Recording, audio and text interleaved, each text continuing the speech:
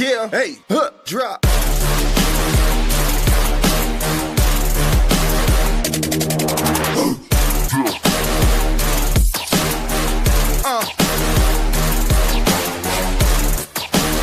Prime Coverage Sports Network. Real coverage, real conversation.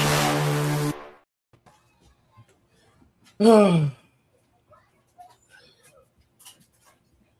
don't even know why I'm here anymore. Hey, man, we're here for a reason, not for a season. You did. Yeah, I know. I hate football. I love. Unfortunately, this is Fortune Loud. I'm. I hate that fucking jersey he got on though, but it's all right. Honestly, like I want to hate it so bad, but I'm gonna let him have his moment. It's bull jive, really is. I do plan on talking to HR about this. I feel like we have enough votes here to kind of get him kicked off the show. You know, yeah, definitely get his ass kicked off. So eventually, Forbes, you and I, we're gonna have to go holla at HR, but it's Pride. I'm here, depressed. I lost like 4 parlays and like 8 bets, so like the next month of my life is going to be literal dog water. And my brother in Christ, who's sharing the pain with me, Forbes, at least we don't have to go on this journey alone. Man, oh, God, I'm still crying. By the way, still crying. 9-0 going into halftime. I don't know why we were playing like it was snowing. Don't understand, but drugs. Denzel, you're wearing obviously a Seahawks jersey. So for those of y'all who didn't watch the game, and I promise you didn't miss much. The Seattle Seahawks, they beat the New England Patriots in 29-13. I was very confused. First half, we played like we were still in Denver, very scared. I don't know what Josh McDaniels was smoking, but we would see them stack the box. We still decided to run the ball. I don't want to be on this planet anymore. Obviously, the Seahawks question, I'm going to save it for the Seahawks fan down there. I don't know if you're a Seahawks fan for the day, but I'm going to let you have your flowers. Forbes. As a New England Patriots fan, where do we go from here, brother? I'm gonna say this before we get to that bomb down there at the bottom of the screen, y'all. Chat. You know, first off, shout out to a great season for the Patriots. We wasn't expecting to be there, especially with the rebuild with Mike Vrabel coming in, former player of the Patriots, turned head coach, took these boys to the playoffs, got into the Super Bowl. Unfortunately, we fell short, but I'm still happy and grateful for the season we just had. Because from coming from three wins to 11 plus wins, it's a great turnaround from any organization in football. You know, I don't care if it's college football, NFL, coming from 3 wins to 11 plus to get into the Super Bowl. Yes, buddy. Okay. Coming from 3 wins to 11 wins is a great turnaround for any organization in football, whether you play high school, college, professional. But the game itself, we did look scary, as you said before, Pride. We did look nervous. You could see the jitters in Drake May as he was playing like he was back in Denver, tiptoeing, he lobbing the ball. I was watching the game with my man Denzel down there, Red. You know, I was at his house. We was watching the game. So in the beginning, you know, it was a field goal game. Defense doing their thing. Christian Gonzalez, man, they need to pay that man Pride. They need to pay that man all that money, whatever. Give him a blank check and just say whatever you want, take it. For because that man Christian Gonzalez locked up that man that he got on his chest right there, number 11. Gonzalez locked up the offensive rookie of the year. And it was no ifs ands buts about it. You know, 1 catch for the offensive rookie of the year. You know, that goes to show you how Christian Gonzalez does his thing, how intimidated Sam Darnold was to throw that ball to Christian Gonzalez. Now, mind you, if you watch the game, the man had 22 targets and gave up, 1 catch? And 22 targets, 1 catch, Mr. Red? You know that our defense did our thing. It's just when we got that offense again, mind you, we going against a top tier defense. We've been going against the top tier defense all playoffs. The Chargers, Houston, Denver, and then we had to go to the NFC to play the Seattle Seahawks. You know, and I'm not tripping. Sam Donald played a phenomenal game. You know, that offense, Walker played a phenomenal game. Guys played a phenomenal game on the offensive end for Seattle. It's just the Patriots couldn't get over that hump of nervousness. It was a field goal game. It was literally a one possession game because we kept the defense did their job and kept giving up field goals, were 3 points out of overtime. But if only the offense, how the offense played in the second half, if they brought that into the first half, I think we have a whole different conversation right now. I'm ever still drunk about that, holding up number 7, because we got 6, Seattle got 2, but we ain't worried about Seattle, But shout out to Seattle though, the Patriots can bounce back from this. I'm still hurt, but I can't be hurt. I'm still proud of my boys over the season. I will say this: you're a better man than me. Fuck Seattle. Facts. It's still that. I was a Sam Darnold fan. Fuck Sam Darnold. Jackson Smith-Njigba, he's dog shit. I'm just a Kenneth Walker, worthless. He's garbage. I'm just a bona fide hater. I'm disgruntled.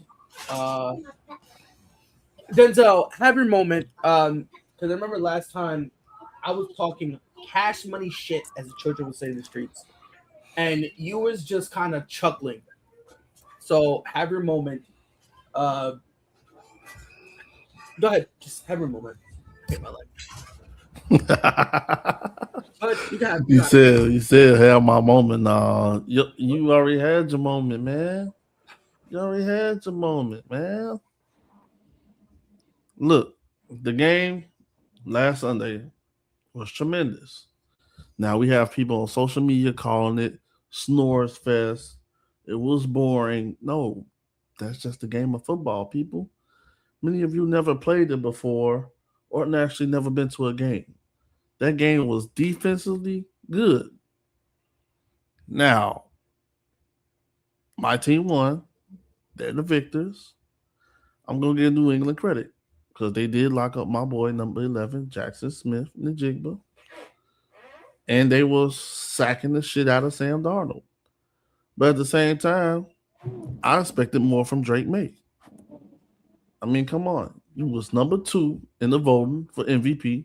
Obviously, you had a good passer rating this year. Better than Matthew Stafford, actually. Yeah, I don't think it's fair to just...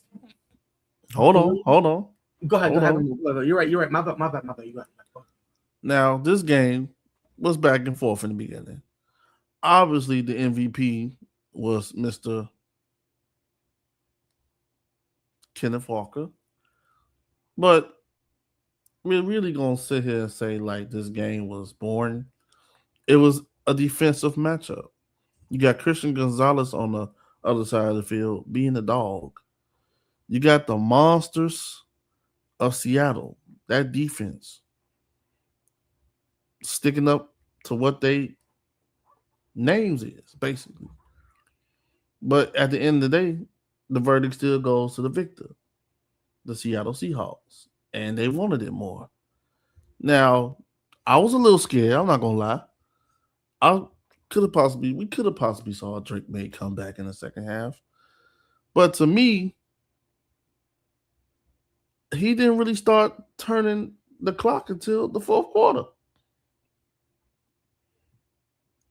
But hey, it is what it is. We'll take the W. We'll take the trophy back home to Seattle. That's our second win. We'll take it for what it is. We just live in the moment right now. We took an opportunity and we saw it. And the Sam Darnold disrespect is very disrespectful. Oh, trust me. Very disrespectful. Very disrespectful because the man ain't said nothing to nobody this year. He was born. Got it. And nobody really didn't think nothing much of Sam Darnold. They just thought, oh, he's going to Seattle. Oh, okay.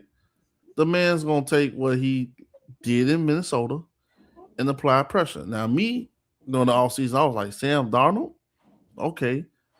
He did decent for the Vikings. Maybe he's going to do something decent for us. And you see the results. And he still won with a fucking oblique injury. Wah. And he got sacked many a times in that game. But the real story of this game is defense, defense, defense. And shout out to Cooper Kupp. He did tremendous when JSN went down. And he got second ring. That's all. First and foremost, it still fucks Sam Darnold. I don't care if he had a oblique injury. It's a paper cut. Like, he's a grown man talking about, I'm hooked. He's a goofy. Okay, threw 50%. And imagine if Drake May threw for 50% in the Super Bowl. Close your eyes and imagine that. Man's already been getting slammed the entire year. Imagine if he threw 50%. Here's what I'm gonna say about my guy. This is my guy. This is my guy, right? This is my guy. Okay, he was sacked 6 times. He was sacked 6 times. Hit infinitely more. Infinitely more. Okay, my guy. Okay, my guy. Okay, my guy. You want to make sure that's clear. Okay, my guy did everything he possibly could in that second. My only beef is why would you wait till the second half to just go? And more specifically, that fourth quarter. It was more specific the fourth quarter because in the third quarter, yeah, we were moving the ball, but it still didn't amount to nothing. It was mostly that fourth quarter where we were looking great, right? Obviously, he threw his 2 picks. I really wasn't, listen, it is what it is. I will say this. For the people kind of complaining, saying, hey, listen, it kind of was a snooze fest in terms of like the game. It's a snooze fest for the people who, I don't want to be rude and say casual, but it's mostly a snooze fest for the people who want a fancy, glitzy scoreboard. Like the people who I kind of understand it. I was talking to someone a couple of days ago, and his point that he was telling me was it's the last game of the season. After this, there's no more meaningful football for a long time. If there is a game where you want to say bump the defense, I want to see nothing but offense, it is the Super Bowl. Because you kind of want it to be more exciting. I do want to say one thing. Shout out to Bad Bunny. I just want to thank him for allowing a football game to take place during his concert. That was very nice, very kind of him. Because honestly, that halftime show was the only redeemable part of this entire Super Bowl. Going to the half, it was 9-0. It was straight up doo-doo. It was embarrassing. I literally told somebody if we lose, I'm at work watching this thing. My boss is yelling at me. I told him to fire me. I was like, I'm not missing this. Like, you could fire me. I'll leave right now. I don't care. This job don't mean a lick to me. But it's I am not I have mixed emotions. Because like I said, I legitimately do think we could have won. And going into the half, like I said, 9-0. The game was still there. It was still there. And even in the fourth, it was still in grasp. Even in that fourth quarter, I felt like, you know what? If we play fast tempo, I think we can do something. Now, obviously, Drake May ends up throwing that second interception. And then right after that interception, I think within like the next 3 plays, Seattle ended up scoring a touchdown, which brought them up to 29, which to me was like, okay, this is kind of like, definite. Like, it doesn't really matter at this point. For me, like I said, I have mixed emotions. Half of me is kind of rocking what Forbes is saying. No one really thought we would be here. Drake May is taking a great, he took a great second step. Christian Gonzalez is further proving that he is becoming his draft version of Patrick Surtain. So there are positives, but there are also negatives. One of the biggest negatives, I don't want to say negatives, but one of the biggest things that we have to, as an organization, we need to look at. What are we going to do with Stephon Diggs? I understand. I'm not even talking about the whole thing about how him and Cardi B broke. I'm not talking about that. But had a flag not been thrown, had they thrown the flag, it would have been even worse. I don't know if you remember, but he got into like that little half scuffle with a couple of the Seattle players. Yep. What are you doing? Like, what are you? They've been like, your reputation is that you're a hothead. This Seattle defense loves to yap. They love to yap. Even in the games they're losing, they yap. That's all they're good for. They just talk. They waste oxygen. That's all they do. You know this. Why are you letting them get in your head this badly? To the point that you're going to become a detriment to the team. All those talks about how, AJ Brown kind of wants out. Stephon Diggs has to kind of understand that AJ Brown is not even in terms of the theatrics and the prima donna stuff. He's not even he's not as bad as Stephon. But there are some teams that are out on AJ Brown. So imagine how they're going to look at Stephon. Just imagine. One bad look I did not like was Will Campbell. He did not address the media. And then okay, I'll address you guys now. I wanted to, gather my thoughts. I understood that to an extent, but it's also like, my brother in Christ, my ally, my friend. If Drake May can hold that L, you need to be right there with him. Because of the number of times he was hit because of you need to be right there next to this man. Because if my man Drake May is out there basically saying, hey, it's my fault. And you're telling me Will Campbell can't go out there and be like, yo. Remember when he was at LSU, he did that whole little speech talking about, if you give up 1 sack a week, you're going to be working at Amazon. Listen, it was a bar. I was rocking with it. I love that bar. I said, ooh, I got me a dog right here. I was with it. But now it's very difficult for me to take that serious when and mind you, I'm not saying that Will Campbell is bad, by the way. He was playing great up until the injury. He kind of forced himself back. And yeah, he's been a little inconsistent, but I chalk it up more to the injury. Let's give him a full off season. And because now they're talking about, we got to move him. Yeah, you're smoking herbs, brother. My brother in Christ, you're smoking herbs if you think I'm a move Will Campbell. But I do think he kind of had to hold his L. And he did it. And that honestly is kind of what bothered me a little. It really bothered me. Because I'm like, bro, this was your opportunity to kind of be like, hey, it's not bad. And then you wait, and then you claim it so that way you can gather your thoughts. Nah, bro, it's not difficult. It's not difficult. If you're going to go and crash out, cool. As long as you're holding your L, who cares? But if I got Drake May, who's getting hit a stupid amount of times, getting pressured a bonkers amount of times, my brother in Christ, you can't all of a sudden now be all like, well, I don't want to talk to him. Like that, to me, that doesn't make a lick of sense. It don't make a lick of sense. Kenneth Walker, I don't care. I hope it. Tear your ACL next year, first game of the season. I don't like you. That's diabolical right there. I don't care. I mean it. I mean it, my brother in Christ. I want him. As you guys do the show me, you'll understand I have different levels of hatred for certain players. Okay.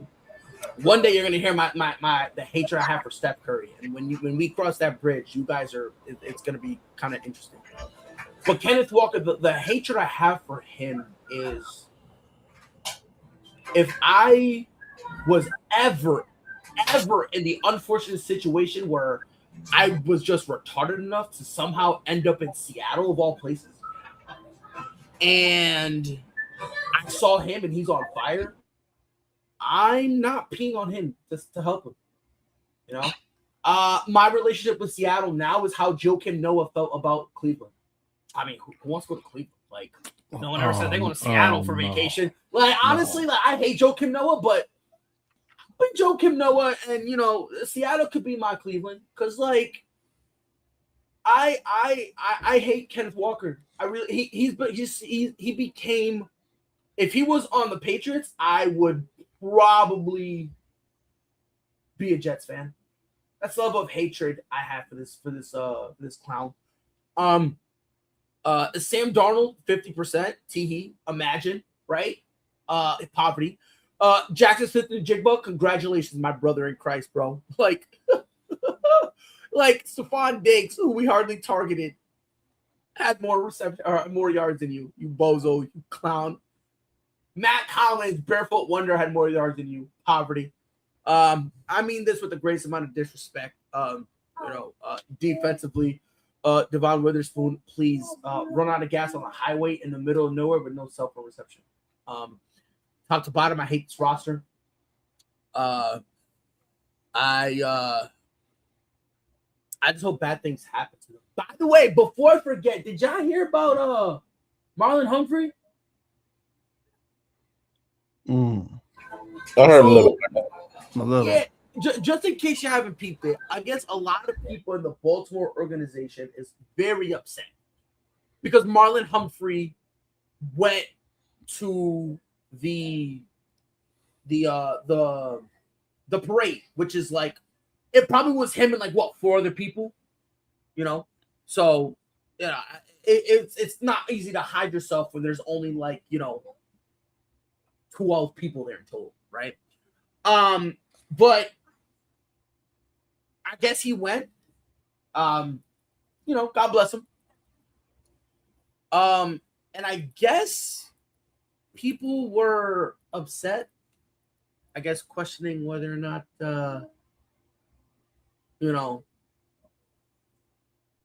trying to be all like, oh, why are you going over there and celebrating an enemy or some stupid stuff like that. From what I understand, Marlon Humphrey wasn't there to celebrate Seattle. He was there to celebrate someone who in the past has said, hey, I got a lot of respect for this guy. I got a lot of, praise, a lot of, admiration for a very specific, coach.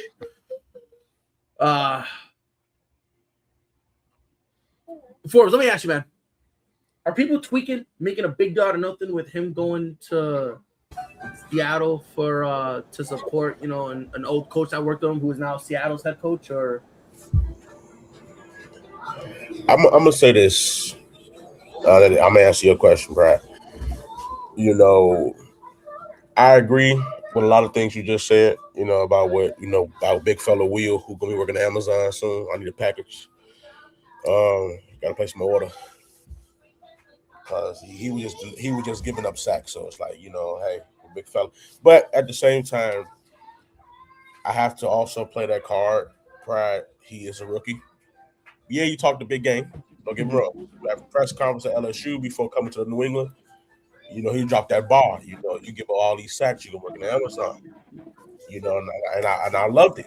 I let Red know down there, my boy. I ate it up. I ate that joint up. I ain't gonna hold you. I loved it. I love that joint. I love when he said that. I loved it. But at the same time, when you come into this game, when you're dealing with veterans like a DeMarcus Lawrence, who left the Cowboys, and when you're dealing with experienced guys who, even though they didn't play at this high level at the Super Bowl, they still played the game at a high level, made a name for themselves on that defensive end, and you give up all these sacks. It's like, okay, maybe I had too much dip on my chip, but I love the confidence that Will came in and had to protect Drake May. He said he's gonna protect that guy, and I think in the near future the Patriots gonna win another one. with this same team, this young team, this hungry team. Mike Verbal is not going anywhere. But I also heard you say about Stephon Diggs. I can't even give him no blame for nothing in this Super Bowl because, yeah, he had that scuffle with dude on the sideline, but at the same time, we couldn't even get nothing going on offense. You know, we couldn't get nothing on offense. Yeah, and for me, I'm not frying him in terms of the offense. It was just like that was like the biggest thing with that scuffle. But like the entire game, you kind of see him chirping to the point where refs multiple times are going up to him and, for lack of a better word, saying, "Yo, Stephon, shut up. We're not trying to throw a flag, but shut up because we about to throw one on you." You know, that kind of was my beef. You know what I mean? Because like there were a couple moments where we're almost there, and any time they throw that flag, granted, on the grand scheme of things, it doesn't matter because we lost. But that was just my thing, bro. Like, you know, they're gonna yap to get in your head, bro. Don't fall for that bait. Yeah, and he fell for it, you know. And then obviously, do I think they could have threw a flag on there? In my opinion, as a Patriots fan, yes, you want that flag because dude did punch Stephon Diggs in front of the ref. Dude did hit after the play was over. That's rough. That's unsportsmanlike anyway. But you know, obviously the ref ain't gonna blow that. It's Super Bowl, so you gotta play it. You know, it's grown man league in the Super Bowl, so it's like anything goes. Really, the refs gonna let these boys play, which I understand. I respect that. But you know, Stephon Diggs only had one catch, from my knowledge, and it's just you know, Cardi B breaking up with you at halftime. Because you know she see Bad Bunny, you know, obviously, you know, she's foreign, he's foreign, they intertwine speaking Espanol together and shit like that. You know what I'm saying? I don't know, but I'm gonna tell you this right now, bro. Bad Bunny really did in that. I'm gonna find me a new artist of the year because I'm telling you that joint right now. He do that, yo, Cardi B slowly becoming like that whole Kardashian curse was up in the NBA. Yeah, mess around, shorty finna be like that in the NFL. I agree. It's looking like that, man. It's looking like that. It's looking like that. But in all seriousness, the Patriots are gonna still be here. But to answer your last statement, Humphreys going to the parade to support. I think it's an insult. You know, to me, it's an insult because it's like, hey, bro, we trying to get here ourselves as a team. I understand you're going to support. I can see that he had a relative on the Seattle Seahawks. All right, cool. Ain't no beef. You know what I'm saying? You got a relative. Man, fuck that coach. Look, I understand that's your coach. You know him. You can congratulate him on the phone. You call him on the phone. You know what I'm saying? On one of y'all 4 phones. You know, y'all NFL players be having 5-6 phones, goddammit. You can congratulate coach on the phone. You going to the parade in Seattle. You in Baltimore, mind you. You know what I'm saying? I get the support, and I ain't got no beef with it, but it just, as a teammate of mine, I look at it like, hey, bro, what you doing in this parade, man? Fuck coach. We want to get there. You want to go to a parade. What, you want to be a groupie or something, motherfucker? Like you a groupie? Okay. You know what I'm saying? Fuck coach. You could call him. You got his number. FaceTime. Mm-hmm. You know what I'm saying? You ain't got to go to the parade. You ain't got to go celebrate their victory. We trying to get there. You celebrating another team's success. We keep failing. We get there, and then we drop the ball. No point intended. Look, my thing. The only confusing. I mean, look, me personally, I'm different. I personally don't really. I don't. It is what it is. You know what I mean? Like it's weird, sure, but you know, a guy like Marlon Humphrey, who's never even going to be in a Super Bowl. Or he's never gonna win a Super Bowl. That's like the closest you get to celebrating. We talking about Humphrey from the Ravens. Yeah, man. Look, he already got a bad rep with them. The fans don't even like him. I've been seeing videos about him. And I'm not gonna hold you. I think that's where a lot of this beef is coming from. Because not for nothing, if it was anybody else, I think people would have been like, huh? But I think because it's Marlon Humphrey, that's where it's an issue. That's where it's becoming the problem. That's where tired of him in Baltimore. You know what well, I'm tired of him, period. Listen, I'll be honest. He's not good. Like this false facade of him being phenomenal lockdown. Yeah, bro, y'all can miss me with all that bullshit. But I just think it's funny, bro. Like, I'll be honest. I think it's just him trying to make a play to get out of there, to get out of Baltimore. I don't think he wants to be in Baltimore anymore. I think he understands, like, yo, we're not going nowhere. And the only reason why I'm saying that is because you're going over there and you're trying to celebrate, you know, a head coach in Mike Macdonald, who, you know, you're like, oh man, you know, this dude, he was my coach before. And I kind of understand that to an extent until you realize that he was in Baltimore for a year. Like, it's not like it was, like, for example, boom. Let's say Tom Brady leaves New England.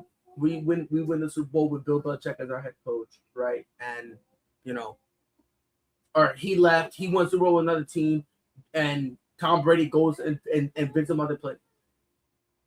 With how much time you guys spent together, I understand. You know what I mean? Like, I would comprehend that a little more. You know? Like, if it was John, the best way to describe it, if it was John Harbaugh who spent all that time in Baltimore and went to Seattle and won it, and you go visit him, that I get more, because it's like, you know, this man's been in Baltimore forever. He was there with, I get that. But for a guy with 1 year, to me, it doesn't seem like, oh, I'm just there for it. It just kind of more seems like he's like, yo, look at me. Make a play. That's kind of what it seems like to me. Because I'm not trying to be rude. I'm really not. But it's also like, you know, I don't, again, to do all this song. And listen, Marlon Humphrey knows where he's at right now. Man, no matter what I do, they're going to have beef with me. No matter what I do, they're not going to like it. Why on God's green earth would you put yourself in that situation? Oh, I know, because he's a fucking idiot.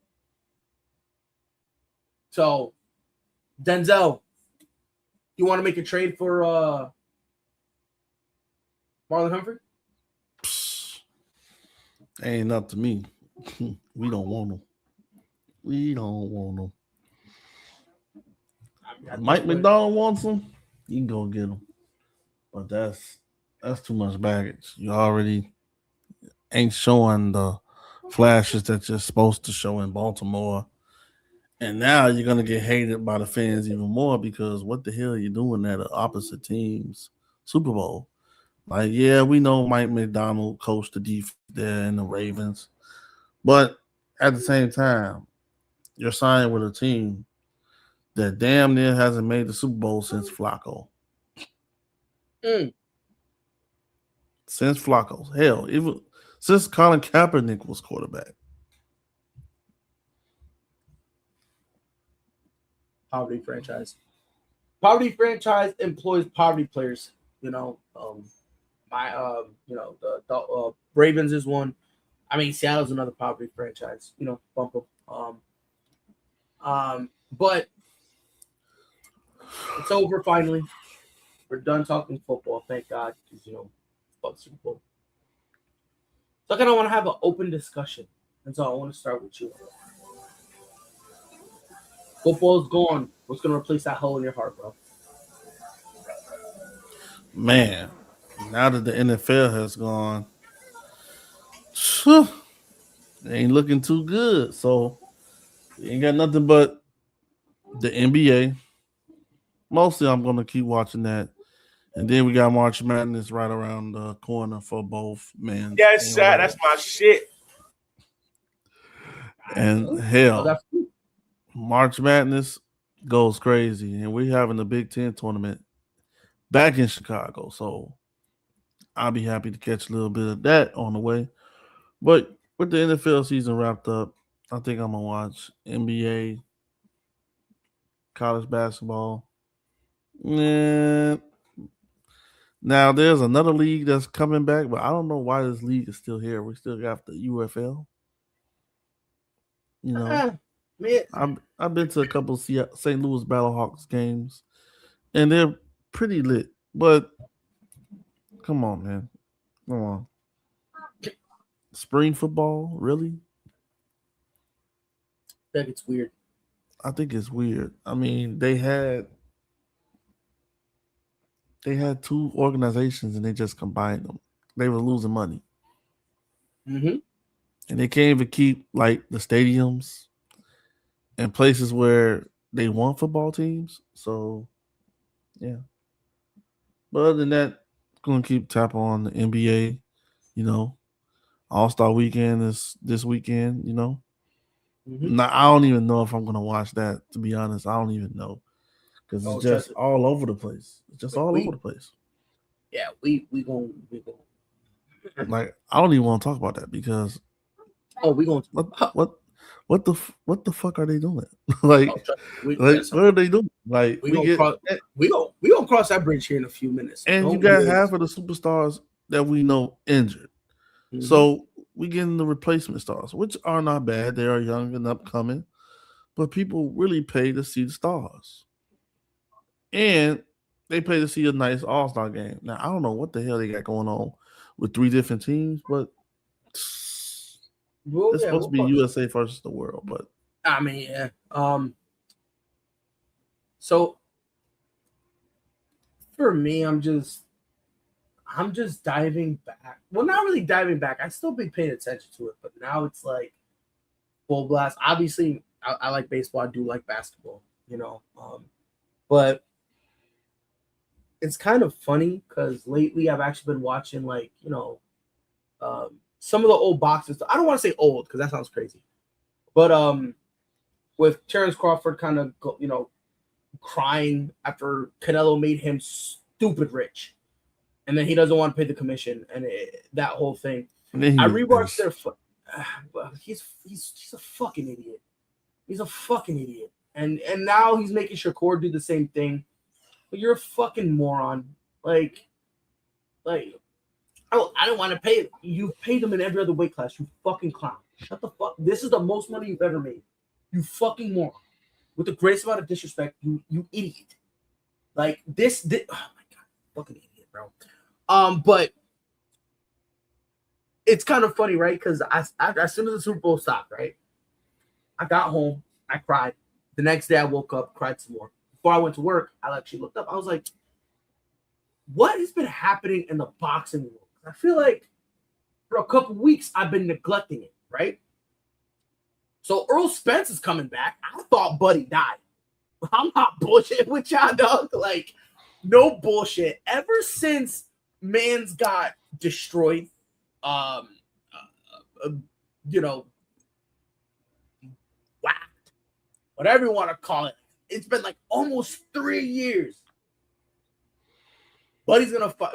He's fighting in Australia, so I peeped that. So I'm like, I can't wait for that, right?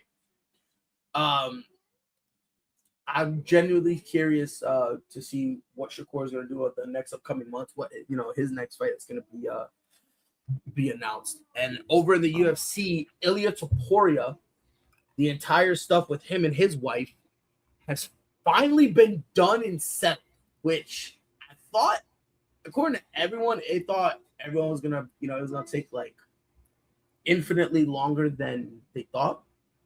But allegedly, he's thinking about coming back to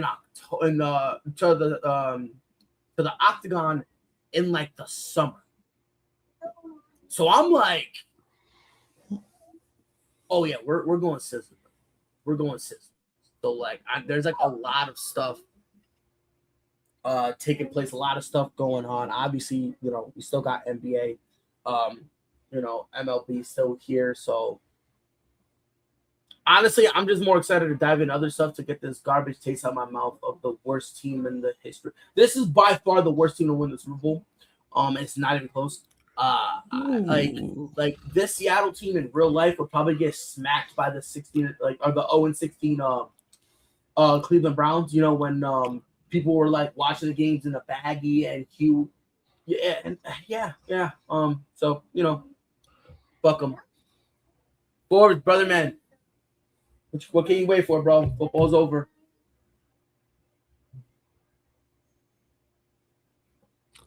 I think he went to the bathroom. Probably did. Yeah. Oh, he's back. My stuff is kind of moving slow, but I'm here, brothers. All right, Brody. Football's gone, bro. What sport's about to take over your life? Well, you know, I've been, and Zell know me. I'm a basketball guy. You know, I can watch basketball from high school, college, you know, JUCO, whatever you name it. I'm gonna watch it. Because I just love basketball. You know, obviously spring baseball coming up too in the spring here. That's my thing. I'm starting to get into baseball to understand the analytics of that. Let's see what else is about to come up, man. March Madness, yeah, college basketball still going on right now. March Madness is coming up here in a few weeks, you know, and that's gonna be the talk of the century, you know. Come March, ain't nothing else on TV matters. I don't give a fuck if your best friend fight. I don't care if it's a wedding, man. March Madness on TV, man. Ain't nobody finna pay attention to nothing else. Even if you in court and jury duty, you gonna shout. You gonna be cheering. Ain't nobody paying attention to nothing, man. And you know that's what's gonna grab my attention here real soon, because like Red said, Giselle said, Big Ten is in Chicago. You know, I'm gonna be there. Fucking time. You know, hopefully I see you too, Zell. You be down there. We'll talk after we'll chit chat. You know, in that time kind of to pull up to a game or two, at the Big Ten in Chicago. You know, I just can't wait for that to happen. That's gonna be big for the city at the United Center. You know. Just to bring that back to the city, it's just gonna be amazing.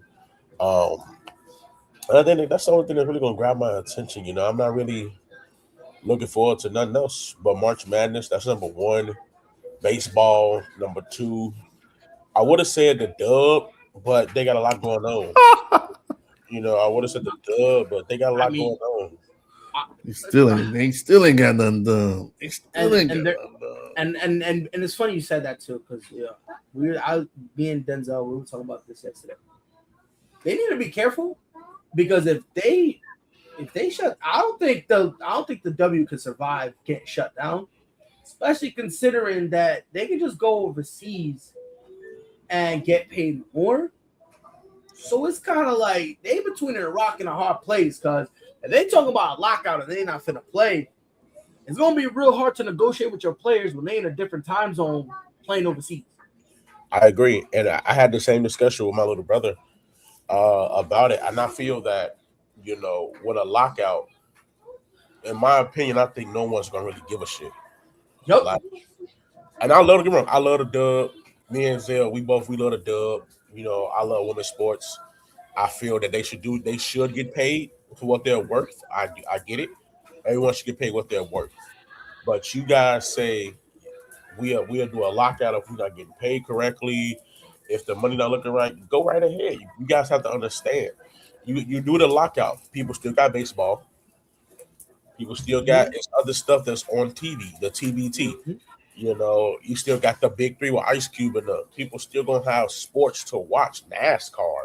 They even got wrestling. You got wrestling, NASCAR, or you got the bull riding, horses, and all that. You know, all the Kentucky Derby. You still got a lot of stuff. Ooh, I forgot about the Derby. You know what I'm saying? You got a lot of stuff that's gonna still be on TV that's gonna override that. Yeah, you got the Little League World Series even. Come on, man. The kids. and again, this is not to be disrespectful to the W at all, not at all. But you also have to understand that, like, in terms of star power, they don't have a lot. They're starting to get a new wave and a new generation. But like I was telling Denny last week, how can you capitalize on it when you're out there trying to hurt Caitlin Clark every other week? Like she's like, listen, whether you love it or whether you hate it, she right now is the face of the W. Period. The end. No debate. And if you go out there trying to hurt her every other game, what are you supposed to do? I'm not gonna say. Yo, did you see the ticket prices of the Fever? Yo, people were paying triple digits to sit in the bum seat up top to see her. She got hurt. Courtside seats for like $50. I'm gonna say this. I'm gonna say this. Go ahead. I want to cut you off, my guy. No, you good. You good. I don't feel that she's the face of the league just yet. And I'm gonna say why. Because you still got that demon down there in Vegas. She's still doing her thing down there in Vegas. She from the move from Vegas. And potentially she might be on the move, but I don't think she's leaving. But that's not a conversation for another day. She's not going nowhere. Ace is gonna pay her for what she's worth. She's not going nowhere. Asia ain't going nowhere. She the GOAT. But it's one thing. It's one thing. I don't think she's leaving Ace. Now, unless this money change, and if she want to go up to California, all them high ass taxes. You see, your boy quarterback just lost all that damn money. Well, no purpose of playing the damn Super Bowl. He got damn that whole check going. Good, bozo. I know. We relax. I'm hurt too. Shit. No, he deserved it. We're talking about Donald, right? Yeah, Sam Donald lost all that goddamn money. He took that bonus. Yo, he left California owing money. Good, clown. But come on now, you think Asia finna go play for the Warriors? No, the Warriors.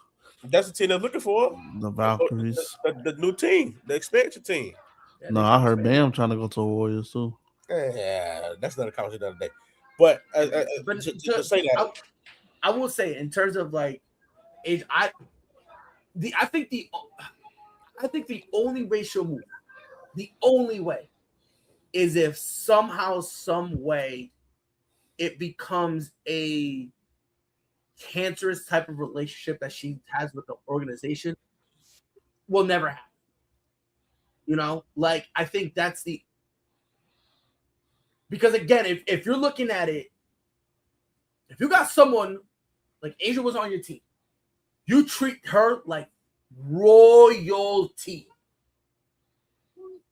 And now for nothing, if I'm wrong, you let me know. The Aces ain't done nothing wrong in terms of how they've been rocking with her, how they've been handling. They haven't done nothing wrong. So unless things go left magically, unless it goes left completely magically to the point that it's borderline unrepairable, I don't think so. Because they're still winning. So that means they still got themselves a good roster. They're still competing. And they're still giving her in terms of how much she wants to be paid, her comfortability. Everything is centered around everything that she has going on and that's keeping her in Las Vegas is what's going to, there's nothing that's changed. So do I think she's leaving? No way, no how. Because even if she does go, where is she going to go? So you said the Valkyries, right? Like you said the Valkyries. Yeah, Golden State. That's what the rumor is. Golden State. Heck, no disrespect, but you telling me I gotta go somewhere and essentially take a pay cut when I am arguably the best player in the WNBA. I'm just gonna say she's the best by default. I think Caitlin Clark is the face, but I think in terms of the best player, I think it's Asia Wilson. Absolutely, I agree. You know? Now, the money wise, we see it. CC is bringing in that paper. You know, as you mentioned earlier, Fever tickets used to be $2. Now they a lot. Mm-hmm. You know, Fever is hell. They just built that big ass $11 million practice facility. Like, come on, like it looked nice too. I saw it. Uh-huh. It's real nice. It's real nice. And who built that? Caitlin Clark. You can't say nobody else. You can't say Aaliyah Boston. Aaliyah Boston do it. You can't say Aaliyah Boston did it because it's not Angel Reed. Not Angel Reed. Caitlin Clark moved that needle when she was in college at Iowa. When she was a freshman at Iowa. Because me and you, Red, we used to talk about it all the time when she was a freshman. We've been following Caitlin Clark since she was a freshman at Iowa, dropping 30 points a game and them losing, not winning. Them losing, and she dropped the 30+ points a game, and they losing. They didn't even win a national championship. And then she's getting, and you do that when you have a hot ticket like a Caitlin Clark. That's why they want to see her and Steph Curry go at it in the 3-point shootout. at the All-Star game just for ticket sales and more viewership. That's why they want to see that. And that's why she turned it down. You know, she's like, I'm not gonna do that. No, I'll focus on the dub, which I understand. You know, I know it's for shits and giggles, entertainment purposes. But you know, Caitlin Clark, she does her thing, and it's another thing too with women, and we all can speak of this. Will be men. Women hate each other for no apparent reason. And this is not even about women. This is not even about a woman's show. But we all as men, we all got relationships. Some, you know, I don't know what you got pride, but we are relationships. Women hate each other, and we saw that in the dub when Caitlin Clark first came in as a rookie this past season. We saw that getting that extra nudge, that bump, trying to play dirty with her. And I'm not defending Caitlin Clark because, you know, look, it's basketball shit. Get your ass up, shake it off. But you saw the jealousy, the envy in some of the players that was towards her. Like so when she come around, y'all, the viewership goes up, but we've been here. And it's like, okay, now we got to show this rookie or this new face who we are. And it still didn't work out because she still did her thing. And then once she found her rhythm, the second half of her rookie season until now, she's been balling, breaking records, setting records, and she's moving the needle for the dub. Would the CBA play an effect? It would, but if you want to go on a strike, it's not going to be like the NBA. Like the NBA strike is way different. See, the NBA, when the NBA had their strike years ago, you saw NBA players go play in pro-am leagues and made those viral. When you know what I'm saying? Drew League, you saw guys go play in different leagues, pro-am leagues, open gym, rec leagues. And I no disrespect to women, but I'm not looking. There's nothing on social media that screams, "Oh man, y'all got to tune into this women's league right here." I'm not seeing it. I'm not seeing a women open gym league. I'm not seeing it. I'm not seeing the one-on-one tournaments for women that we all been seeing. I'm not seeing I'm not seeing the training, the open gyms that, you know, Rico Hines. If y'all know Rico Hines, you know Denzel, you know Rico Hines. The Rico Hines trainings. You know, you can go on YouTube and look up NBA players training with Rico Hines. They playing 5-on-5, full court, aggressively 5-on-5.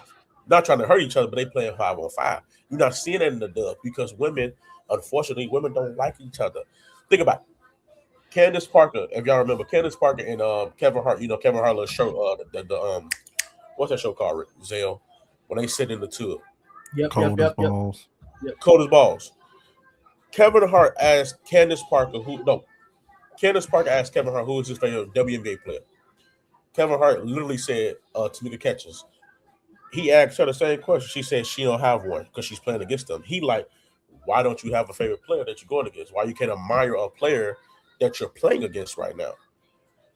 You know, and then, you know, obviously you're a comedian. He gonna throw some jokes in and say, you know, I'm not. She just so arrogant, you know, about it. Like seeing that she didn't like why you answer the question.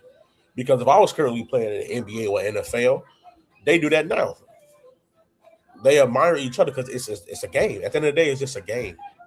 Because it's just a game. It ain't like I gotta go see. I'm gonna go. Oh, Denzel, man, look, great talent. I've been watching him.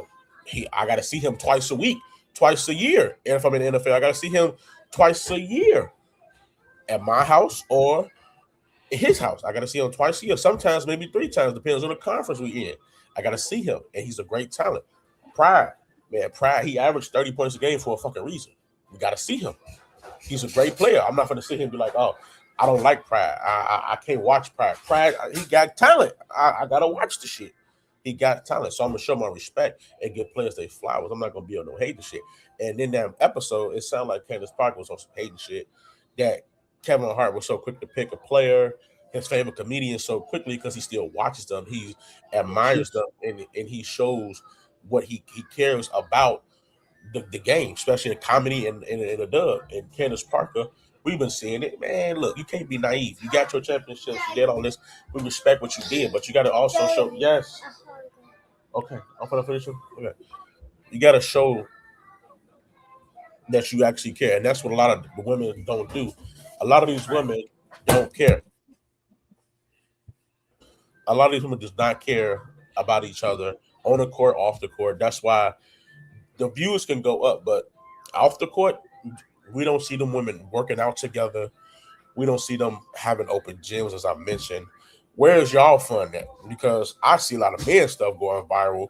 The one-on-one tournaments, if y'all see it, you know, the THC, the next chapter, like we see it. We see all that on social media. But when it comes to the women, we don't see it.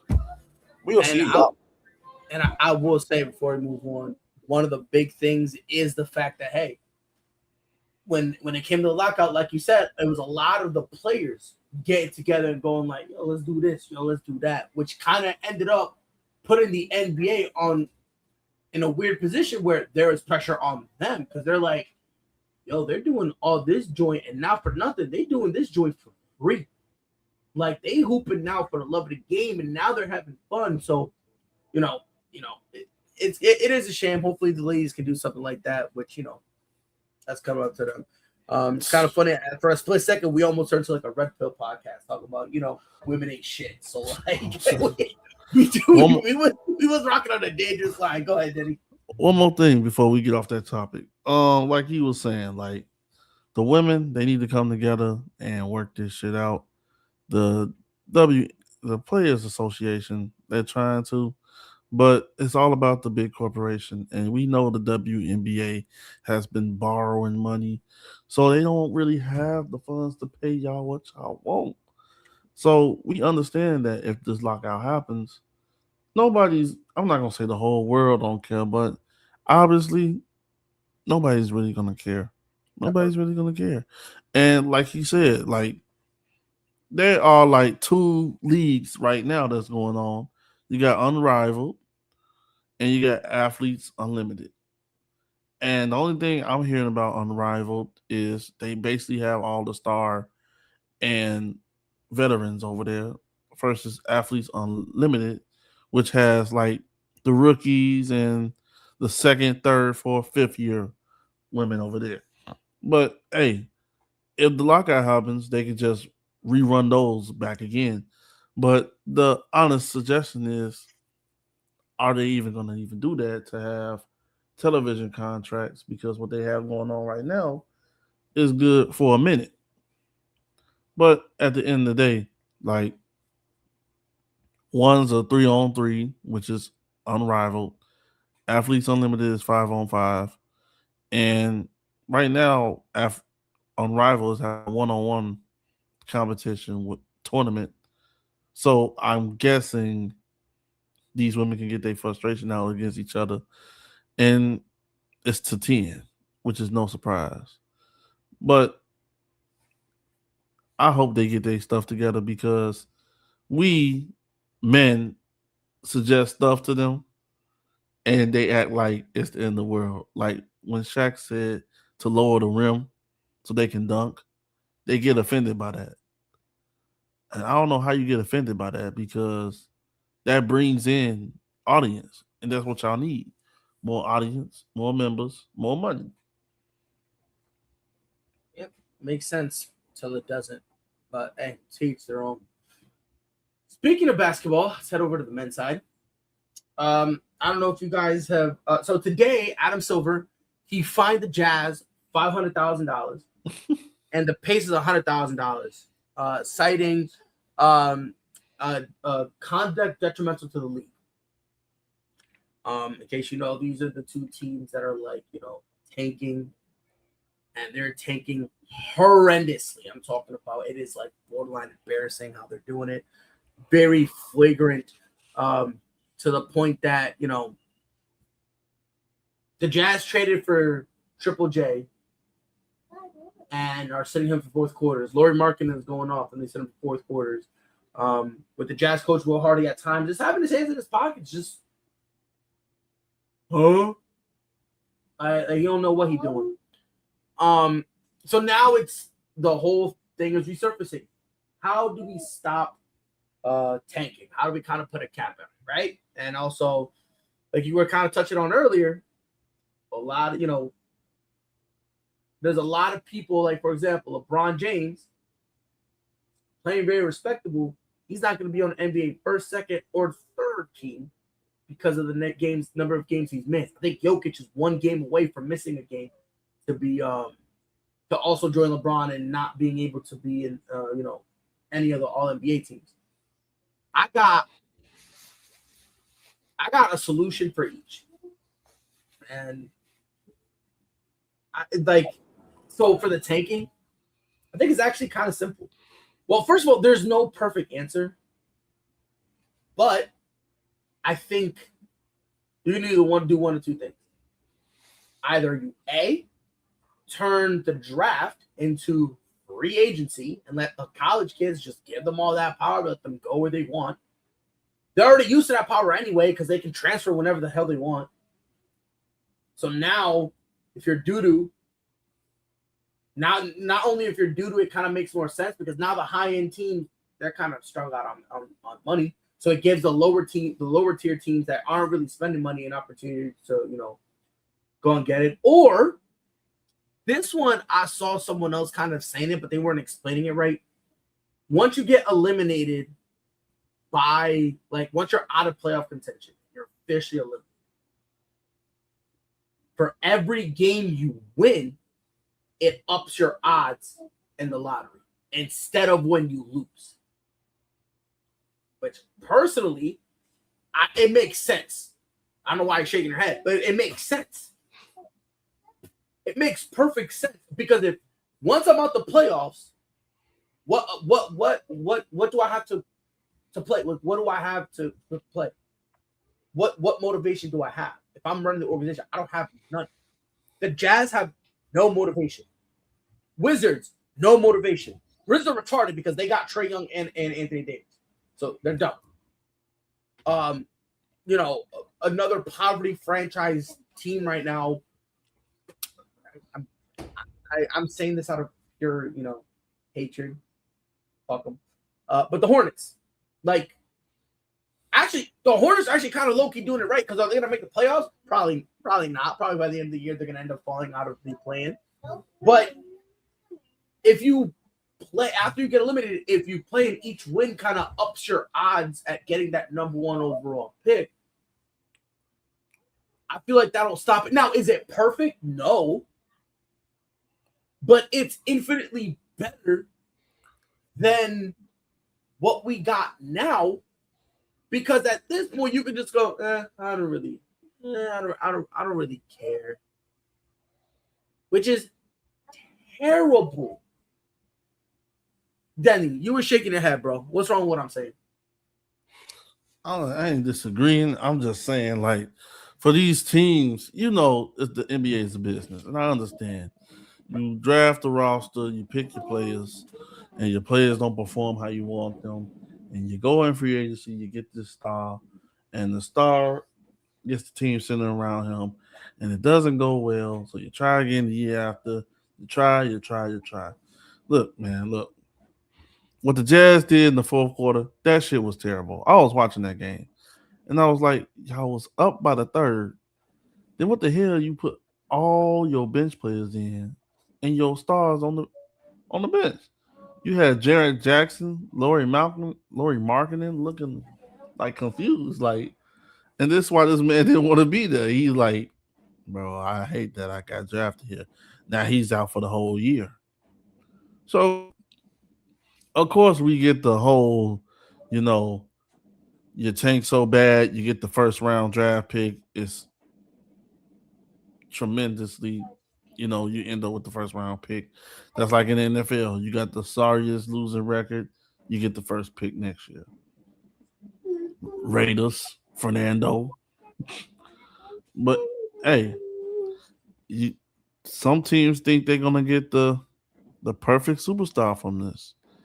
And they don't give a fuck about their fan base. And the fans don't give a fuck. Come on now. I can tell you a perfect example of a team that's sorry. We talked about this, Pride. Didn't we talk about this team before? We talked about this Seattle? team. No, not Seattle. You trying to be funny. You try to be funny. We talked about Memphis. Remember I told you how much their ticket prices was? Oh, my days. If you go and look at their tickets right now, it's still $2. It's still $2 or $5. You can't beat it. Even the Kings. Man, I'm about to mess around and buy a ticket and not even go. because I don't even live there. The Kings, man.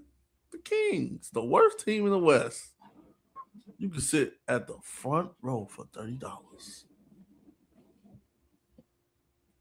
It's just tragic to what this league has turned to because mostly if we get teams at the bottom, we don't care about them. We don't. But just to do it on purpose and don't get no penalty or nothing for it, you figure, okay, we're not going to make the play in, or we're not even going to do that. We're just going to just lose this game. Because we've seen that before, way before. But teams just nowadays, if you got a sorry franchise and you know your franchise not going nowhere, just say fuck it. Let's try for a number 1 draft pick or last top 5. That's what they doing nowadays. And like I said, there's no perfect thing. But if you give them an incentive to kind of, play more, But again, it's one of those things where,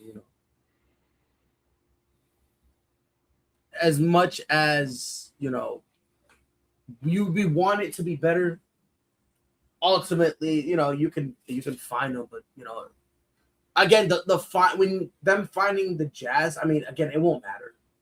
It won't matter because ultimately, if they go and get the number 1 overall draft pick or get a top 3 pick, they won't care.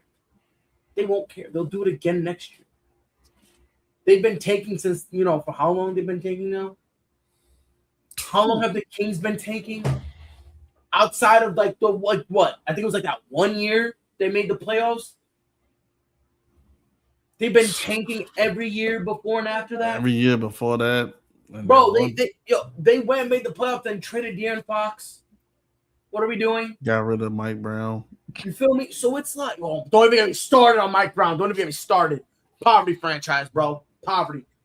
But it is what it is. Forbes, my guy, at some point, it almost seems like when it comes to tanking and the league at this point, it's becoming a very toxic situation where if the commissioner has to find an organization for overly tanking, at some point, wouldn't it just be easier for the team just to say fuck it and just forfeit, roll nobody out?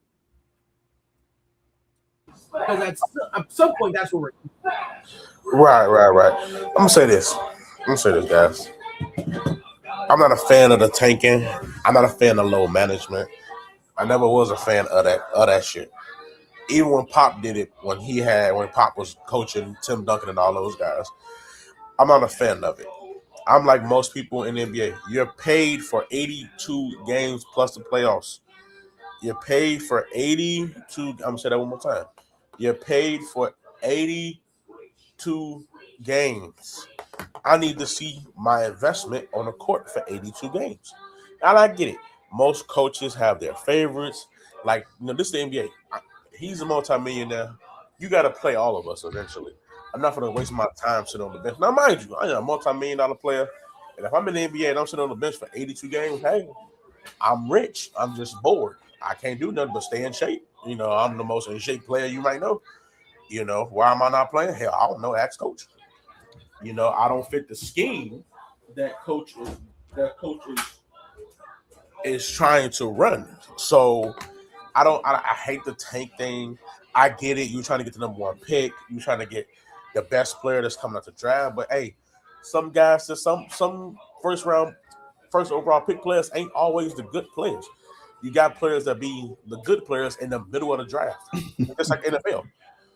Your best players be in the middle of the draft. Mm-hmm. Anthony Bennett. Anthony Bennett, a bum. A bum. The man didn't score a point in like his first 20 games. Like, come on, scrub. Trash. And that's one thing I will say too is like, I understand the number 1 overall pick is very coveted. I get that. But it's also like, with all due respect, it depends on the organization. Because, like you said, Anthony Bennett, right? Like if you have a very high pick, it doesn't matter if you don't know what you're scouting. Like let's be real. The Kings ain't really hitting like that when it comes to drafting. They're not hitting like that. So it's kind of like if maybe it's just me, but I feel like there are some teams that should build through the draft, and there are some teams that should build through free agents. I agree. Because there are some, I agree. There's some organizations that understand this is what we got. We can draft this young kid. We can nourish it. We see something in them, like a Golden State, or because again, everyone that Golden State has drafted has for the most part been pretty good. You know what I mean? You don't even know their names at all. You know what I mean? So it's like them, the Spurs, Boston, like those are the like a team. If we're gonna tank for the number one overall pick, that's a team those are teams that can do it because they know how to evaluate the talent. Good farming system. Yeah, you know what I mean? But my brother in Christ, you've been tanking longer than my daughter has been alive. Exactly. And you guys are, instead of getting worse, you guys are plateauing. You guys are the same. Like, that's terrible. That's not good. It's definitely not good. It's not good. But I get why they do it, though. The tanking thing, obviously you want the best player. But I agree, though. You should, depends on your team, you should build in the draft or free agency because it's too much talent. And it's almost like with the WNBA. And me and Giselle, we talk about it all the time. Why is it's so much talent in the WNBA? They overseas. Tia Cooper, Deja Kelly, like all those are just two players I just named off rip. She's back overseas. You know what I'm saying? Tia Cooper hooping overseas, averaging almost 30. You think she want to come back to the dub? Nope, I wouldn't. Nope. I was just telling Pride about this last week. What's her name? Chambers. Liz Chambers. She a dog over there in China. You think she's gonna come back? She even said herself, I make more money on my OnlyFans than a WNBA. That's embarrassing. Yep. When a player, a former selling toes. When a selling WNBA toes. player can say a former WNBA player can sit there and tell someone, I make more money on my OnlyFans than my WNBA career, or I make more money in China than what I did in the WNBA, that's embarrassing. So it's like you need those type of players in the league. Okay, yeah, she do have her dirty moments. It's part of the game. Some players are gonna be dirty, some players are gonna be clean. You're not gonna die clean. It don't fucking matter. But at the end of the day, this tanking shit, I get it. But at the same time, you gotta have a roster to make it work. Like prime example, OKC. OKC believe in SGA. Mm-hmm. They're like, hey, SGA, we're going to believe in you. You're going to be our franchise player. We're going to build around you. And what happened? They build around them, and now they won a championship this past season. Congratulations to them. I don't think they had one taking season ever since. They had taken before that. But also to piggyback on that, not only are they drafting them, but they're keeping them. Yep. We got some teams that'll draft a guy, and then they finish their rookie contract, and then within 6 years they're gone. Which don't make a lick of sense. Like you did all that you did all this tanking to still tank, and then let them go walk after 6 years. To me, that doesn't make a lick of sense. If you don't plan on keeping a guy, what's the point of wasting everybody's time in tanking?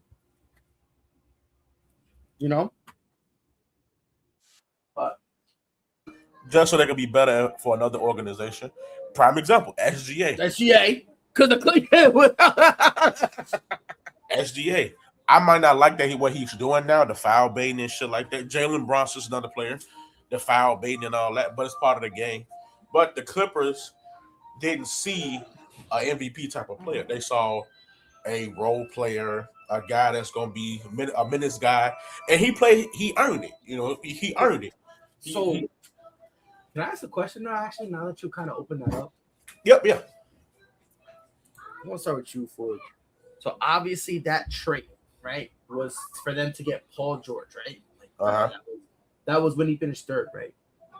Yeah. Am I delusional for saying that SGA is better all time than Paul George ever been in his entire career? That is, you say it's SGA all time in the Paul George? Better, yeah, like all time, like in the all time rankings, he's higher, player for player, peak for peak, prime for whatever you want to call it. SGA is just better in every facet. Is that just the Paul George hater in me coming out? I'm gonna say this as a basketball fan. I'm a Paul George fan. I'm gonna go around PG-13 all the way. But as a fan of the game, right now SGA is better. Right now SGA is better than Paul George. If you tell me you taking prime, if you give me prime Paul George and current SGA, I'm taking prime Paul George. I'm saying prime for prime. Prime for prime, I'm taking Paul George because Paul George, yes, he almost got to the finals a couple times. SGA, SGA is getting into his prime, you know. And right. SGA won MVP. He got the Finals MVP. You know, he done it already in his young career. How many MVPs Paul George got? 0. How many Finals MVPs he got? 0. How many rings he got? 0 for now. So Denny. By the way, don't say whoa. Don't say for now like Paul George is magic. No. The only way the only way he'll get a ring is if he Tracy McGrady's himself. That's it. Old as shit, and you just go to a prohibited favorite and just ride the bench. San Antonio Spurs. That's it. Not Tracy McGrady. That's the only way this man will get a ring. You feel me? I respect it. Like I said, prime for prime. Me personally, I'm gonna say Paul George because if you really want to do 1-on-1, Paul George gonna win. Like we just discussed in the last segment. You don't see those open gyms. Paul George and those open gyms killing these guys. SGA not in them open gyms. You know what SGA doing? He on the runway. He deep in the playoffs. I'm 1-on-1 players though. 1-on-1 player. Olympic team. 1-on-1 player. Paul George. Team SGA. It's funny you said Olympic, bro, because every time I think of the Olympics, because like the Winter Olympics going on, every time I hear the word Olympics, I think of Tyrese Halliburton when sitting on the bench. Yeah, not only just sit on the bench when they had the team meeting that he came out and was talking about how they were like, "Hey guys, not everyone can play." And he's talking about how he's looking around. He goes, "He gonna play. He gonna play." Oh shit, they talking about me. Like I don't know. Every time I hear the Olympics, I just think of him saying that and him laughing. That shit's just like. That joint is hilarious to me. That was funny. That stuff was funny when he said that. Like, I'm like, yeah. But it's like, I know we all topic a little bit, but it's like him and Tatum. You don't play Tatum at all in the Olympics. You know that blew my mind. You know, I understand that Halliburton won, but Tatum. Was that the year they won? Yeah, this year Boston won. Yeah. No. Year before. That's the year before. No, that's the year we won. I think that's the year Boston. That's the year they won. Nope. That was right before we won. That was the off season that led into the season that we won. Because I remember saying, we're not only are we winning this series, but I was like, get Tatum might fuck around, get mad, and go get MVP. Because every time we played Golden State that year, because remember that was it was after we lost to Golden State. So a lot of people thought that Steve Kerr was benching him because he didn't like him because we just saw them in the finals and lost them in 6. That's kind of what a lot of the things were. But that was right before we won the title. Because as soon as we won the title, that's when he was like, "Oh, remember?" They started like subbing mad people talking about, "Yo, I'm not good or what? Can't play me and shit like that." He started yapping like that. I'm like, "Oh, I forgot all about that joint." Okay. Then tell me something. But that's the thing, you know. But at the same time with the Olympics, you got your 12 best players of the world on your team. Someone got to sit. Thank you. Somebody got to sit. Hey, I wouldn't give a fuck. Look here. I ain't gonna lie.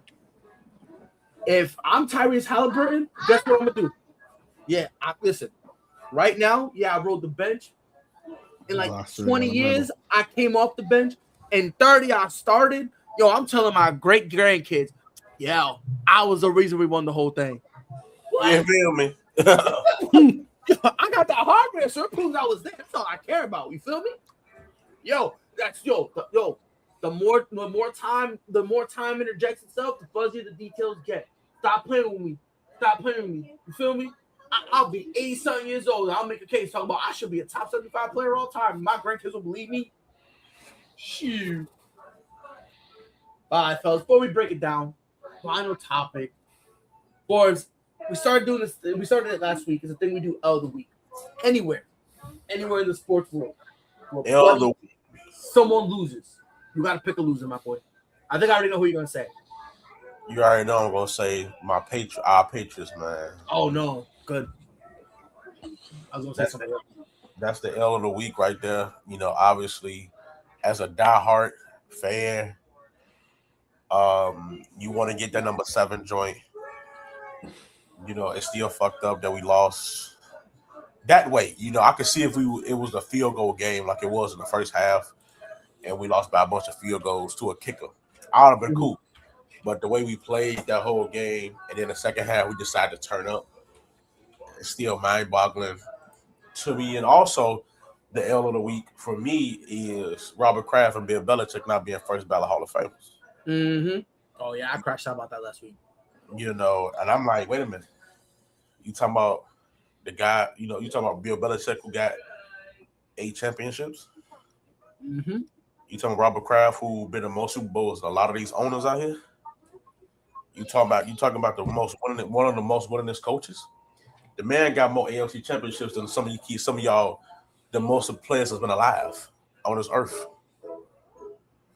So I hate to say this, the Patrick Mahomes stopper, because Patrick Mahomes never beat the Patriots in the playoffs when it mattered the most. Patrick Mahomes never beat Tom Brady in the playoffs when it mattered the most. But that's not a question of the day. So you telling me Bill Belichick can't do it because of Spygate or Deflategate, where Brady still took the 4-game suspension and came back and won the Super Bowl?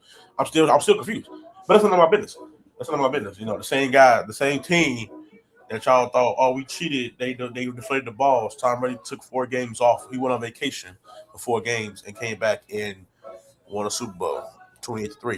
You know, Robert Kraft, the man like dealing with young women in the hotels in Miami, he don't care. He's still gonna do him old self. He's still kicking. Just pop that pill. He'll be all right. You know, that's just to me. I guess who's the voters of the Hall of Fame? Are it the players or is it guys like myself? I'm fat. I don't know what I'm talking about. I never played the game. I never stepped foot on no field. You know, who's calling these games? You know, who's saying this, that, and the third in these locker rooms? That's my take. That's my L of the week. You know, the Patriots losing. Everything Patriots. Because clearly everything was wrapped around the Patriots. Bill Belichick, Robert Kraft, the Super Bowl. You know, it's just a lot of – everything was going crazy in Boston right now. Denny, loser of the week. Man, I got 2 L's of the week.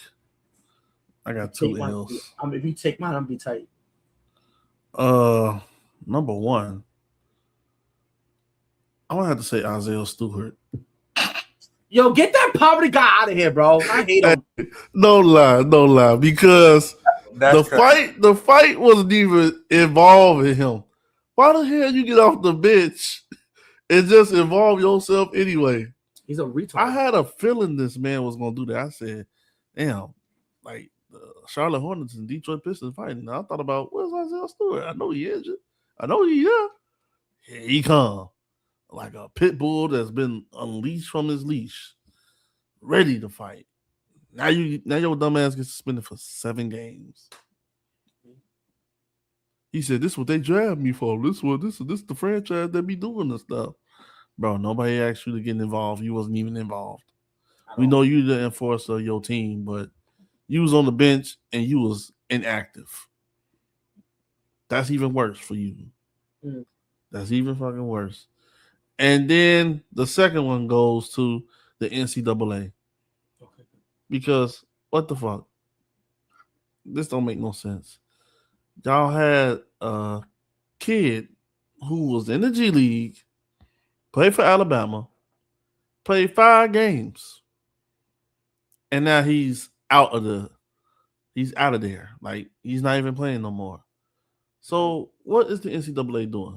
Like, what are they doing? Because they're granting people to come back to play college basketball. Then you're ungranting them that wish 5 games later. Mm-hmm. And they did the same thing for Ole Miss quarterback, like transferring, like trying to get an extra year to play because you were either red-shirted or you were injured. Mm-hmm. And obviously he won this case, so the Ole Miss quarterback is coming back. But the NCAA is full of shit. We know they've been full of shit. But since this NIL shit has started, shit goes left and right.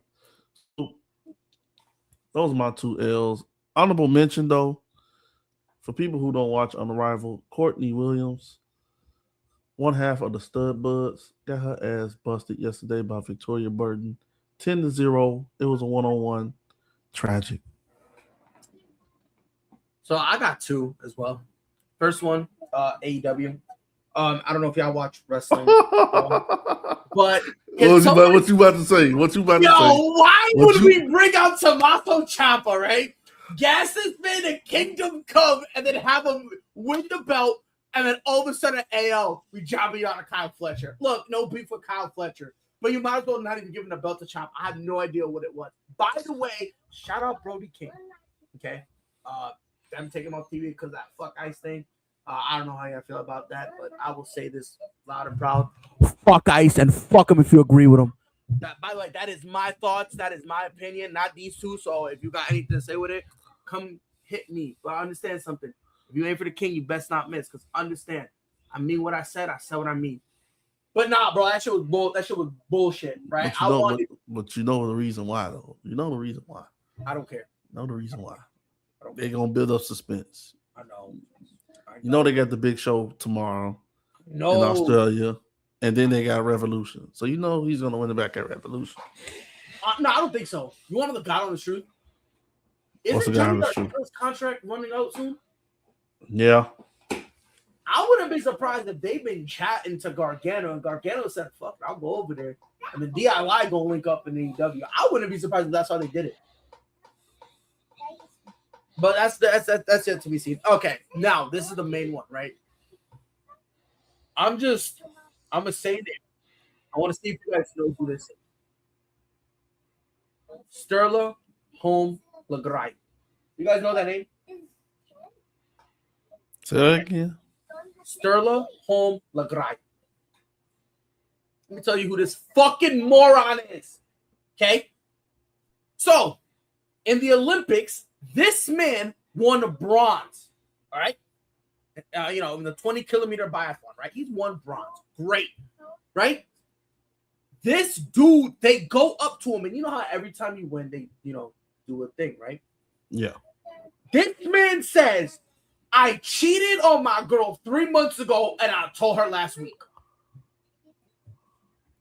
On national television? Fuck no. Worldwide television. Because this is the Olympics, my boy. This is the Olympics. This man went out and said 3 months ago, I cheated on the love of my life, the most beautiful and kindest person. This is a direct quote from this fucking idiot, by the way. This man, I don't get, you cheated on your girl 3 months ago. You tell her right before the Olympics. What in the 800 credit score are we doing? Respectfully. You know that ain't a brother. That ain't one of my people. That ain't one of my. A week before, talk about Shorty, I cheated on you a couple months ago. Then you going on to the Olympics. What? So then he tries to apologize. This is what he said. I told her a week ago, and it's been the worst week of my life. I had a gold medal in life, and there's probably a lot of people out there who looks at me a little bit differently now. But I only have eyes for her. Sports has taken a bit of a backseat these last couple of days. Yeah, I wish I could share this with her. I don't like this man straight up a month ago was like, or a week ago, yeah, shorty, I beat other shorty down, but you still got me for these Olympics. I don't get this. I don't, bro, like. I can see you won a gold medal, but you won a bronze. And then you said it. I don't even care. Why you on national television saying you cheated on your girl? Why would you tell her a week ago? Where's the man from? What is it? I think he's like Switzerland or something like that. Oh man, they the biggest cheaters. He's not. He's Norwegian. My fault. He's from Norway. He's Norwegian. Oh wow. He's Norwegian. He's Norwegian. And ironically, you want to know what the one letter that is not in Norway or Norwegian that he really needs? A L. Because this fucking bozo ass clown went on national television and was like, yo, I cheated on my girl. Gang, gang, gang, gang, gang. He was feeling guilty. Yo, okay. Feel guilty off screen, bro. Holy shit, man. I will never understand this. I would never get this. I would never understand it, bro. Forbes, my guy, we about to wrap it up. Do you have any final words? Go Patriots, man. Boston gonna win a championship. The Celtics will win a championship next season, man. You said next season. You're not confident in this season? Oh no. I love my team. I'm confident in them every year, but I know basketball. And if we just magically win it this year, hey, God bless. But my boy JT, he gonna come back next year strong, healthy. Yes, sir. He's trying to come back this year, which is ridiculous. I'm seeing it. He working. Sit your ass down. Sit your ass down, JT. Yeah, you gotta do that to like the toddler talk to him. Sit down. You gotta sit your ass down right now. Because Boston not doing bad. Number 2 in the East, number 2 in the East. You know what I'm saying? LMA's new album. Yo, we number 2, bro. I ain't gonna hold you. I might low-key say, yo, get in here. Mommy. Let me show mommy. That's just me, man. That's how I look, man. But that's my last thing. Yes, sir. Denny, what you got, my boy, before we head on out? Man, I just want to say good win for my Seahawks. Fuck them. What are we talking about, bro? Hey, man, football season over. Fuck all that. It's time to move on to the NBA season. We got All-Star, bum-ass All-Star weekend this weekend. Fuck All-Star weekend. Not even tuned into that. Gonna be honest. Not even gonna tune into that. At all. I might just watch the Winter Olympics and laugh at Snoop Dogg's commentary. At this point. That's a funny point. But hey, we'll see what these NBA. We'll see what the second half of the NBA has to offer, because first half, I'm disappointed. Second half is always better than the first half anyway, because we're getting close to that playoff spot. So we'll see what happens.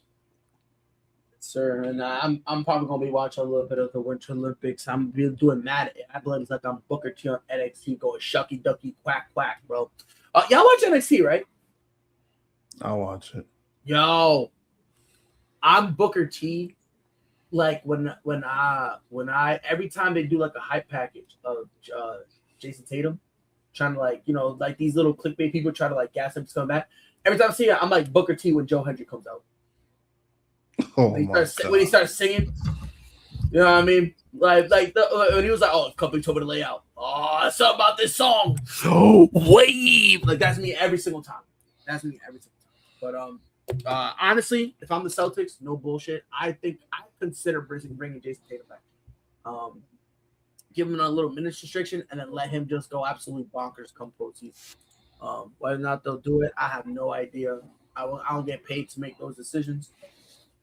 But what I do get paid to do is fucking yap like a fucking clown. Ladies and gentlemen. I got one more thing to say. Go ahead, show world. We living in it, boy. Shout out to Cam Thomas. Yo. Shout out to Cam Thomas. Yo. You saw how Giannis was looking at him? And so y'all just looking at him like, hey, I might want to come back and play. Yo, I don't know about listen.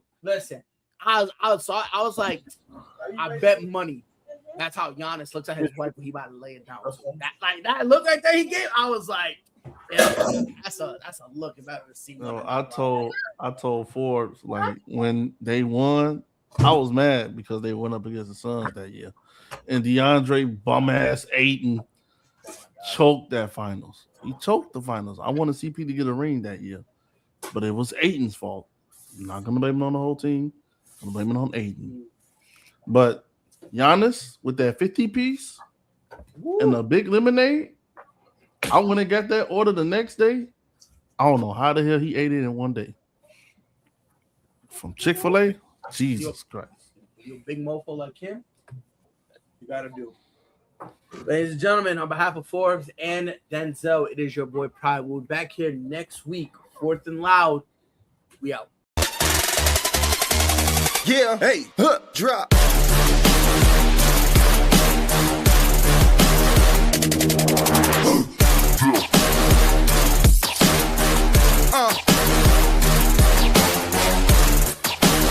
Prime Coverage Sports Network. Real coverage, real conversation.